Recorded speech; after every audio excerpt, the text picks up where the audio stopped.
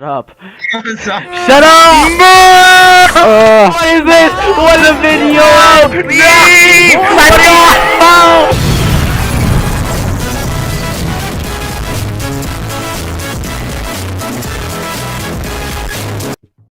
Hi, I'm Russell PC and I'm a high school student videographer. It's been a very long road, very long journey, and in this video I'm going to be documenting my journey from a video gamer to a videographer, and I hope I can be somewhat of an inspiration to you.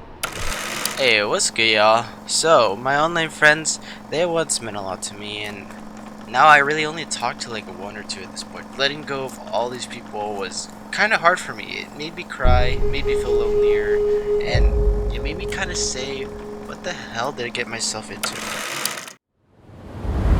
When I started my video game journey, this is when I first moved to my house that I'm currently living in, and I started off with just the basic old iPad with the iPad games. There'd be the Plants vs Zombies, there'd be the Angry Birds, and some other like big mobile games during its peak when there was no need for ads, no need to make money. It was just all fun and golden, right? Very fun and amazing. But what really revolutionized my gaming passion was when I bought the Wii, when we got the Wii. And then I would start grinding out playing Mario games, some Smash, all the other Nintendo games that were kind of popular during that time, even like Wii Sports Resort. I would grind my ass off during those games. It was fun, you know. I had so much passion, so much love, so much joy because I had no problems, nothing to worry about. All I cared about was focusing on that one game and completing it towards the very end, such as Super Mario Galaxy 2 and Super Mario Galaxy. Those are the two games I really grinded my ass off, and I completed both of those 100%. As time moves on, technology improves. There was a new hype about this thing called the Nintendo Switch. Revolutionary. The Wii U was a complete failure, right? I didn't even buy that. I didn't even know that was a new console until like my friends somehow bought it from John's Incredible. But the Switch came out and I was like, oh my god, I get to play Nintendo games here at home and on the go. Oh my gosh, that's revolutionary, right? The fact that you can switch those Joy-Cons from handheld to being a portable controller, that's life-changing for me. And when we got it, I really started to grind every single game that was on there because I didn't need to be home to grind the games. I could also be on the go somewhere to grind those games as well. And that's when I really started grinding. And those games, again, still the same type of fun, nostalgic, grindy thing with no problems to worry about, but I was still looking for more. The two games that really influenced me to switch away from the Nintendo Switch to a computer was Minecraft, Fortnite. I initially started off with my MacBook, and I would do some little bit editing with iMovie to make some YouTube videos. It's pretty bad. I don't have that YouTube channel anymore. It's all in a live stream. So I guess I can just do some flashbacks on that. I would eventually buy a PC because I don't know, I couldn't deal with the MacBook, the sticky keys, the fact that I couldn't play any PC games at all because of the Mac software. It was just annoying. So I would buy a PC and help me access more video games that I want to play for free. Not only that, but I was also able to do a little bit more editing since it was a little bit more powerful than the MacBook that I had. But eventually, after hours and hours, hundreds to even thousands of hours of just grinding video games during the pandemic, after that period where I was having online friends and everything, I started realizing there was a problem, and this was solely right after the pandemic. I already mentioned they're a waste of time. I already have like things I shut down, but honestly, after grinding Valorant for so long, it was like the tipping point onto why I quit playing video games. I mean, Minecraft, I never got to regain that same passion. Most of my friends are IRL, are usually gone, busy, that stuff, right? Or hanging out with actual friends while I'm here. I didn't bother to do that while I was younger during quarantine. I didn't bother to talk to anyone. I just played video games. It was fucking sucked. So I started heading into high school, and the word college and career gets bombarded around your face all over everywhere. Now, I'm only a freshman, and I just don't give a shit. I just want to play video games. But it starts haunting me that I'm growing up, and I need to pick what I'm going to do for my career in the next 4 years.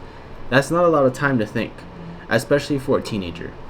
And I had nothing other than gaming. I didn't really know what to do, and not only that, but I wasn't even an exceptional gamer. I wasn't that good. I don't know what was with me, whether I have like weak cognitive strength or I'm just slow reaction time, but I just was a terrible gamer in general. I couldn't do competitive games, and the grindy games I just didn't enjoy doing that. I enjoyed doing competitive games because it was just fun, raging like a roller coaster of emotions, but I can't do that. I can't be good at doing that.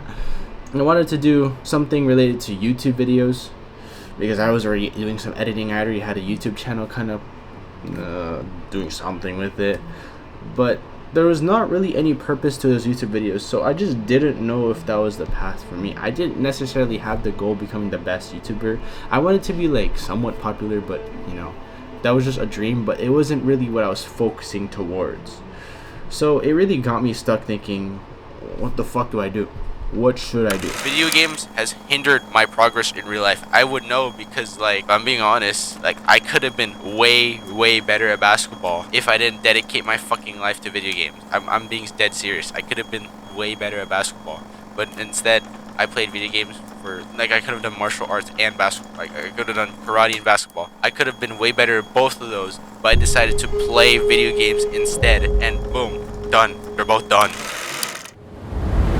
So after a lot of reflection, I thought maybe with all this YouTube, all this editing experience I've gotten from YouTube, I should be an editor. Now, during my high school stint, I would take some video productions classes. I'm still taking it right now as a senior, but I'm just taking video productions classes. But I'm not gonna lie, it wasn't really that helpful. I kind of knew more editing than my teacher, so I just wasn't learning anything for those classes. I guess I just got more projects to do, but it wasn't necessarily like I was learning a lot from them. But the thing I realized taking those video classes, it wasn't because I was learning new things. It was more so because I actually enjoyed the filming process a lot more. It was a lot more fun collaborating with people to create films. It was a lot more enjoyable to like storyboard it, have the vision in mind, and then execute it, rather than being restricted to just the footage that you have and for editing. And like there's no you get creativity, but you're still restricted to what you have as footage. And after my teacher decided to purchase Blackmagic, the 4K Pocket Blackmagic cameras, I decided, or I wanted to get my own camera. So it's time to do a lot of research, a lot of YouTube searching, all that stuff.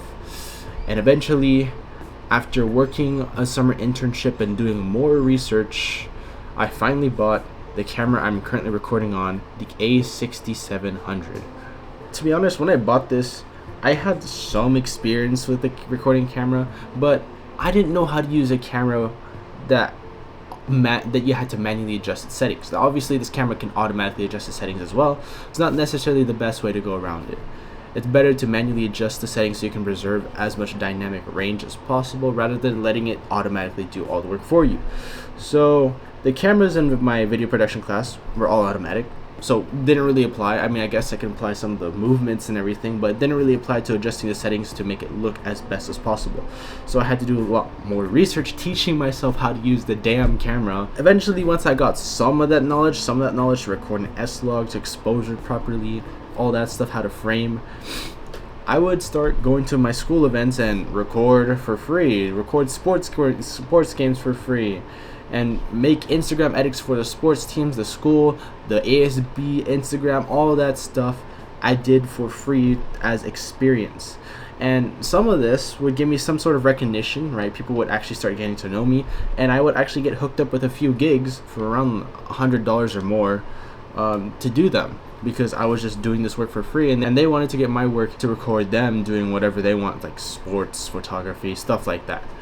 This would absolutely transform my life. It gave me a new sense of purpose, like there's something here to work with.